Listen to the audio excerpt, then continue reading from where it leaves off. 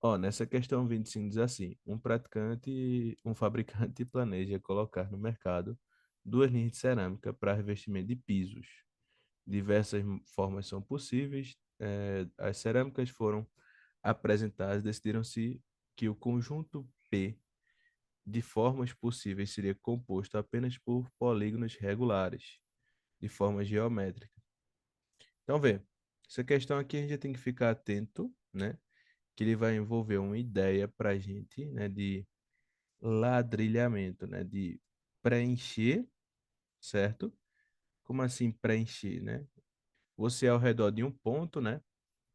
Quando você colocasse os polígonos ao redor, essa soma dos ângulos internos tem que dar 360.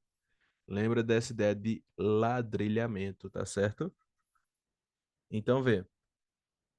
Se ele disse que vai usar apenas polígonos regulares, eu tenho que analisar quais dos polígonos os ângulos internos são divisíveis.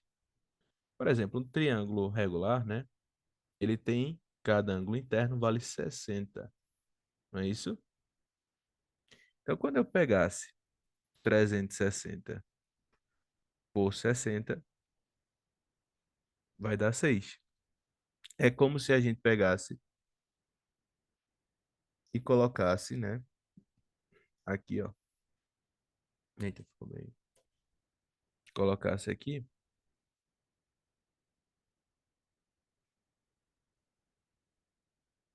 ó, 6 triângulos equiláteros, beleza? Então, bem equiláteros, né? Regulares, né?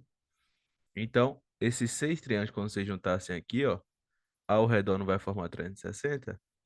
Então, eu posso usar o triângulo como um polígono regular para fazer o ladrilhamento. Então, o que é ladrilhar, o que é essa ideia de ladrilhamento, de pavimentação, né, dessa ideia de azulejo, de preenchimento aí, né, tem a ver com, em um ponto, ao redor dele, a gente vai colocar polígonos, né? Então, com esses polígonos, né, com os ângulos internos deles, a gente tem que formar 360. Então, se você olhar no azulejo da sua casa agora, provavelmente no chão, né, você vai ver que ao redor de um ponto ali que se encontrou os polígonos, formou 360 graus. Não ocorreu uma sobreposição, né? Beleza? Então, o polígono triângulo, né, o triângulo, ele pode sim ser ladrilhado, né? Então, pode ocorrer ladrilhamento com ele, então não pode ser nem essa, nem essa.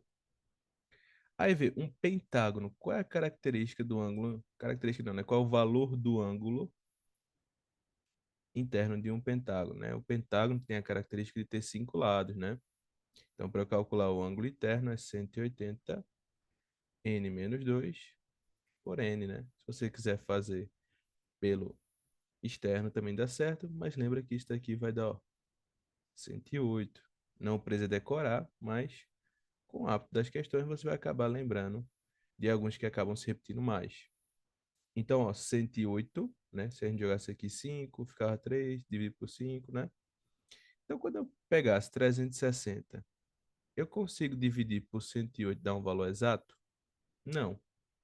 Então, nessa situação do pentágono, teria que haver sobreposições, né? Então, eu não conseguiria fazer um ladrilhamento perfeito sem sobreposição. Então, não pode ser um pentágono. Quando a gente fosse ver um hexágono, para calcular o ângulo interno do hexágono, a mesma ideia, né?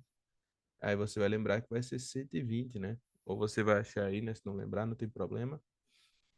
Então, se eu pegasse 360 e dividisse por 120, vai dar 3. Então, se dá 3, eu consigo ladrilhar. Eu preciso de 3 hexágonos para formar, formar não, para fazer o ladrilhamento. Então, eu realmente posso fazer com triângulos e hexágonos.